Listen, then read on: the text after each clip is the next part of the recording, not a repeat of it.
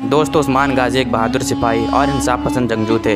उन्होंने सन 1299 में सल्तनत उस्मानिया की नींव रखी थी, जो आगे चलकर 623 सालों तक कायम रही थी। दोस्तों आज की इस शानदार वीडियो में हम लोग सल्तनत उस्मानिया के बारे में ही जानेंगे, तो चलिए अपनी इस वीडियो को शुरू करते हैं। दोस्तों सन 1299 में उस्मान गाजी ने इस सल्तनत की नींव रखी थी और आगे चलकर ये सल्तनत बेहद ताकतवर बन गई और 623 सालों तक कायम रही। उस्मान और उरहान गाजी की लीडरशिप के अंदर ये सल्तनत काफ़ी आगे बढ़ी और दोस्तों सन 1453 में उस्मानिया सल्तनत के ही 21 साल नौजवान सुल्तान महमद फ़तेह ने कुश्तुनतुनिया को जीत लिया था और हज़ारों साल से कायम बाज़िंतीन सल्तनत को भी ख़त्म कर दिया था।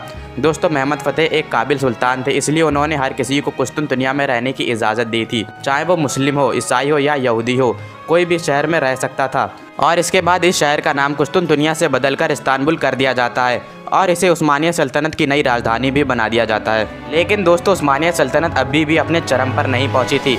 दोस्तों सुल्तान सुलेमान और उनके वालिद सुल्तान सलीम अव्वल के दौर में ये सल्तनत बेहद ताकतवर बन गई। दोस्तों सुल्तान सुलेमान ने इस सल्तनत की सरहदों को काफ़ी सारे नए इलाकों तक पहुंचाया और दोस्तों सुल्तान सुलेमान के दौर में ये सल्तनत उस वक्त की सुपर पावर बन गई। दोस्तों ये सल्तनत बेहद बड़ी और ताकतवर थी।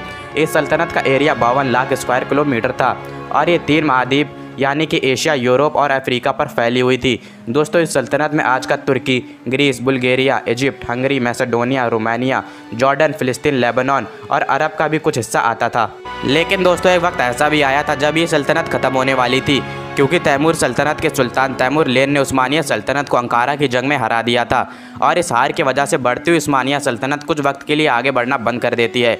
लेकिन दोस्तों जल्द ही तैमूर वहाँ से चले जाते हैं और चाइना की तरफ बढ़ने लगते हैं, जिसकी वजह से एक बार फिर उस्मानिया सल्तनत के सुल्तान अपनी ताकत और अपनी सल्तनत को आगे बढ़ाने लगते हैं। अगर बात की जाए सल्तनत के सबसे ताकतवर सुल्तान की, तो वो सुल्तान सुलेमान द मैग्निफिशिएंट थे, जिन्होंने इस सल्तनत को एक सुपर पावर बना दिया था। सुल्तान सुलेमान ने 1519 में 10वें सुल्तान के तौर पर सल्तनत उस्मानिया का तख्त संभाला था। दोस्तों सुल्तान सुलेमान ने लगभग 49 सालों तक इस सल्तनत पर हुकूमत की थी। लेकिन दोस्तों सवाल ये उठता है कि आखिर इतनी ताकतवर सल्तनत ख़त्म कैसे हो गई। दोस्तों फर्स्ट वर्ल्ड वॉर की शुरुआत में ही सल्तनत उस्मानिया काफ़ी कमज़ोर हो गई थी और फिर इसके बाद सन 1914 में सल्तनत उस्मानिया ने इस जंग में हिस्सा ले लिया और जर्मनी, ऑस्ट्रिया और हंगरी के साथ हाथ मिला लिया और इसकी वजह से 623 सालों से कायम एक अजीमो साल सल्तनत ख़त्म हो जाती है और इस सल्तनत के आखिरी सुल्तान महमद 6 थे। दोस्तों